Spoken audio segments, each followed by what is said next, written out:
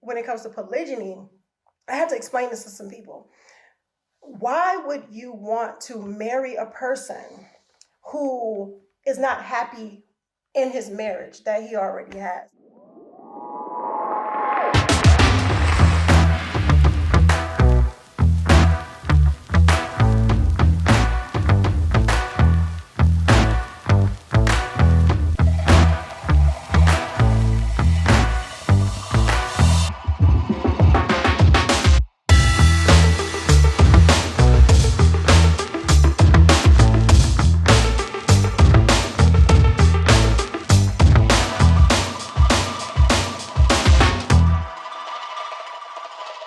Assalamu alaikum, peace. I'm Coach Nazir.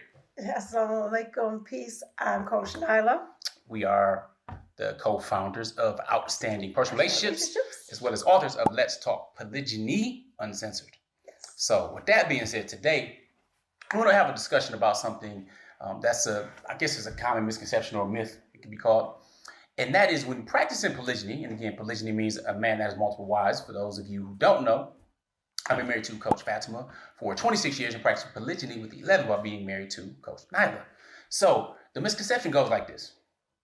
You got married again, or a man gets married again if there's deficiency, or there's deficiency with his first wife, but they have marital problems and issues and stuff like that. So he wants to marry another wife to make up for those deficiencies. So something is missing, therefore this. So, X plus Y equal, so on. Right? Something like that. X plus Y equals Z. Right. So the idea is that something must be wrong in order, and this is not just limited to women. Most of the time it is, of course, from women. Men generally tend to understand, but sometimes men even look for something because they would rather, well, at least the men who voice the same type of thing, they would rather cheat or do other things. So they were like, okay, well, what's going on? They would say that too. So it's across the board. Nevertheless, let's get into it. So what are your thoughts? As far as I guess I have to start with me, right? Everyone decided it. So here's the deal. First of all, no, that's really sad when you think about it, because something doesn't have to be broken in order to want to expand your family or practice polygyny. Okay, my wife and I, we were married for 15 years, happily married 15. I mean, I got married young. I was 19 when I initially got married. So we already had at the time 6 children. All right, so I already had a family. Family was growing. Still wanted more children. I didn't know how many more. I mean, I didn't intend to have 6. I was going to have 2. I was oldest of 6. So I'm like, I ain't about to have no big family. I'm thinking I'm going to have 2, you young and stuff like that. You think you got this planned out, this grand plan for your life, and then life happens, you recognize it's a little something different. Nevertheless, I was married 15 years, happily married for those years, doing business, all the kind of stuff, raising my family, working from home, a number of different things, right? So there was no deficiency in my marriage. I mean, whether it be going on different vacations, raising our children together, all this type of stuff. That was not an issue. And I remember a brother told me, I think it's probably a year before we got married, he was like, and one of the few brothers I know that practice polygyny, had multiple wives, he said, just tell your wife when the time comes, and I wasn't even I wasn't looking for polygyny, but he said, you know what, tell your wife when the time comes that you have made this marriage so incredible, I want to do it again. And of course, at the time, I was like, that's the dumbest, it didn't make any sense to me, but he was like, I mean, it makes sense, but you don't be like, baby, you know what, this marriage is so incredible, I want to do it again with somebody else. That really don't fly. It don't fly with women. You know what I'm saying? Nevertheless, though, I mean, it still was good marriage, good marriage and everything as well. That wasn't not deficiencies and all this other type of stuff. Let me go serve somebody else to go ahead and make up for her deficiencies, like a patch quilt or something. We go patch these holes up in the boat. So, have you come across that? Yeah, because in a different way, of course, the same thing, but where it's like, oh, okay, well, you've got married, or he married you, because there's a deficiency, or that you want to be the person that steps in and be the savior, be the, you just come in and swoop in and make everything all good because, things ain't right over there. I had this thought when I thought about that, when I heard that so many different times. I said, why would a person really want to come into something that is drama filled, that has a lot of issues? Like, you have to be the one that works to make it. You got to do the work to make it work, type of thing. From the outside. From the outside. One other person going to fix somebody else's marriage. Exactly. That doesn't make any sense. That is Exactly. It don't make any sense. Nor can somebody take you. Right. Oh, that was another one too. So yeah. All right. Now, that doesn't mean a person couldn't be taken, but you know what I mean. We're not talking about the movie Taken and being kidnapped. Right. It's like, oh, she's gonna come here and take your husband. Right. Right. That's the decision. Everybody, we're adults. All adult relationships are voluntary. Mm-hmm. They can begin and end at any time, the time that you actually choose. I mean, we heard the stories. Thankfully, I haven't had those happen in my life, but we heard stories of, dad going to the store to go get some cigarettes or something and never coming home.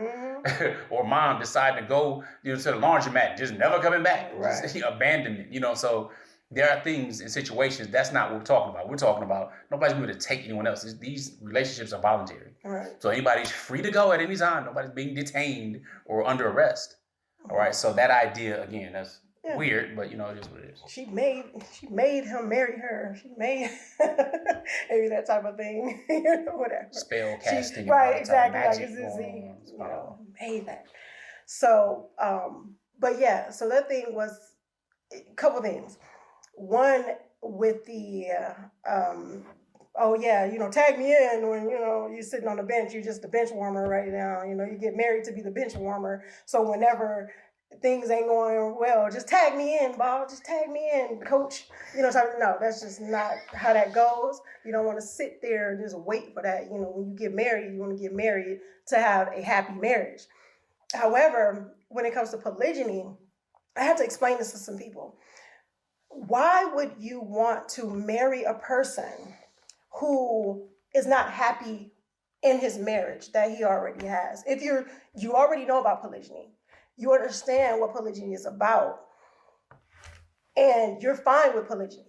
So that's the thing where people think that these ulterior motives that incoming wives have. They're like, they're not really okay with polygyny. They're just waiting to swoop in, and they're waiting for this divorce to happen. Or if that's the case, why not just be in a monogamous marriage? It's just so many different benefits, and we've had a number of videos that talk about that with polygyny.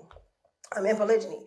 So the thing is, I saw the beauty in their marriage. And of course, before someone goes like they did before and say, oh, well, you just wanted what they had, and why you couldn't just have your own, and you decided to marry him because you wanted what they...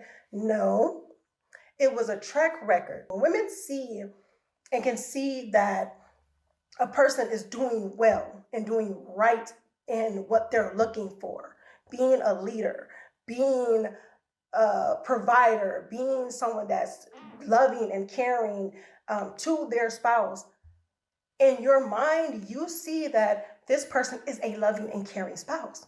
This person is a protector. This person is a provider. This person, and it's attractive.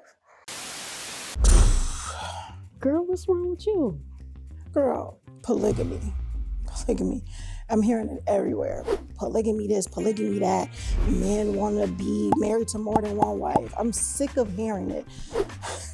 Who want to be dealing with something like that anyway? I mean, I don't have a problem with it. What? Well, I mean, if it's done right.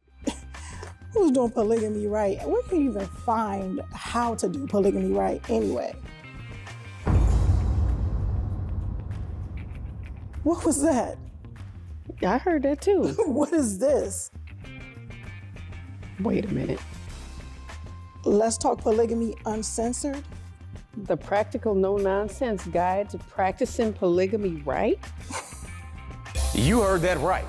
And if you want to get your copy shipped to your door, make sure you go to letstalkpolygamy.com so you can learn how to practice polygyny properly. The looks, yes, that helps. But these other things also, increases the attractiveness. So you see this track record. Why roll the dice somewhere else when you know that this is what you're looking for? That's the interesting thing when it comes to polygyny. Incoming wives they're pretty much in a way where they're not supposed to want those things. Yeah, that's weird. That doesn't make any sense because, of course, I would think about it, right? And sometimes we have to disassociate from it because people put their stuff, their ish all over it. Mm-hmm. So it's like, okay, if you see somebody, let's take somebody we know, well, we know as a celebrity. Right. You know, personally. But let's say you take a LeBron James, right? Young guy, billionaire, stuff like that. And you say, okay, well, you know, a woman might want to also marry this dude, all right, marry him, be a wife. He could take care of financially. Let's say he's emotionally stable with everything else. Again, we don't know his condition, but just given the persona or personality just put out there, that would that be cool? Wouldn't that make a lot of sense?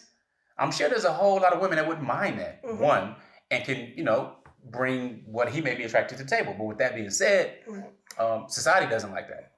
I mean, they know baller alert. Yeah. You know what I'm saying? They got that thing out there and more accepting of that. But when it comes to marriage, they try to relegate to something that, oh, it's just only about sex, or it's coming to fix something that was wrong and all kind of other stuff. Maybe to placate yourself or make you feel better.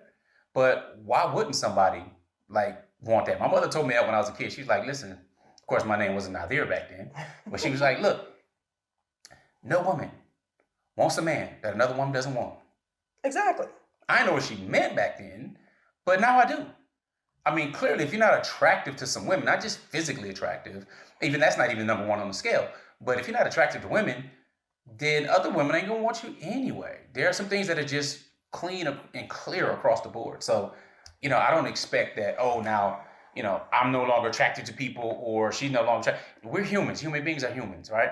So it really depends on your principles above this other stuff. So, yeah, okay, so she wouldn't want to have, you know, somebody leading and being proactive with raising children, being proactive with taking care and being emotionally aware of relationships, not going on different vacations, not planning home businesses, not retire. She wouldn't want any of that? Like, duh. I mean, to me, it makes sense. It definitely does. And the thing is, you don't, even as an incoming wife or something, you don't take that away from the initial wife either. You know, your marriages are separate. I think that's the thing people get so scared about. Well, even using the term incoming wife and incoming wife is like, we don't do that in real life. It's not like, hey, here's my first wife and here's my second wife. Here's the initial and here's the subsequent. And we do that to let the audience know, all right, because we're talking about polygyny, because polygyny does not get its fair airplay. Right.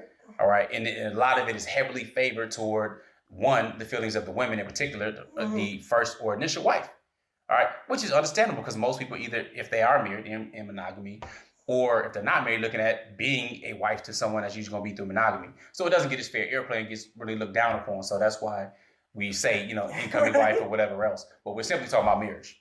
In the form that we're talking about right now is polygyny. And that's the thing.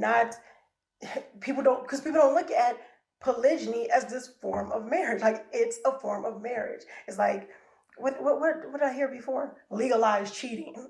Like, what? So if you're looking at it as a form of marriage, of course, whatever wife, second, third, fourth, will still want what you want in a marriage, period. Because your marriage is your marriage. So that doesn't take away from any of the other marriages or marriage or anything like that he has. It's, you know, or they have together. You're working on yours. You are thinking about yours. And yes, you know, people say, well, you're not thinking of you didn't think about the first wife. And I can't make anybody else happy. I can't think for other people. I can only think for me. Their marriage was existing already before I came along. So it's like, what can I do? I'm not the person that's trying to come and break up anything, and nor am I looking to, nor can I do that. It's like you giving somebody so much power to say that they came in and wrecked something that was already established. That, I don't know. That's something I just don't understand. It's foolish. I'll just say that. But anyway, nevertheless, yeah, you don't have to, you know, and most brothers I know, they're not marrying additional wives in order to make up for some dysfunction or something that's not functioning. That doesn't mean everything is all smooth and there's no challenges. There's challenges in every single marriage. Okay? Every single marriage. Polygyny or not. Right. All right. There are, even if you're not married, you have challenges in relationships, even with your parents or children or relatives, whatever. Right. So there are challenges. That doesn't make someone deficient, defunct, any of that type of stuff, especially when it comes to marriage. You're going to have your challenges. And all challenges are not going to be smooth and well and happy. And then once I get all of this fixed, then I'll go ahead and I'll decide on polygyny. Life doesn't really work like that. It's not linear like that. So prayerfully, you know, we answered some questions with this myth here with, oh, you have to be defunct in your marriage. No, that Yeah, that's for lack of better words, foolish. Yes, but there we go. We're gonna use that word because I was thinking of others. But Indeed. so yes. Well, I was gonna say something else. Oh, about the ups and downs, ebbs and flows, and everything like that. And just because it's you having a rough time or a rough patch in your marriage, don't mean that it's something that's gonna cause somebody to go run off and Get another wife. get another wife. Also, please stop, fellas. Listen, you don't have to use polygyny as a threat. Please. You don't act right. You done burnt the eggs up. I'm gonna get another wife. Well, if you don't make up that bed, if you don't do such and such, I'm just gonna get another wife. Listen, you might be feeling like that internally. I don't know, but don't say that. That's really weak. That's shows your inability to effectively communicate one, and also deal with your emotional challenges. I'm gonna do this if you shut up, man. If you're gonna do it or you're not. You know what I'm saying? It has nothing to do with she gonna make you do it because she didn't do anything right.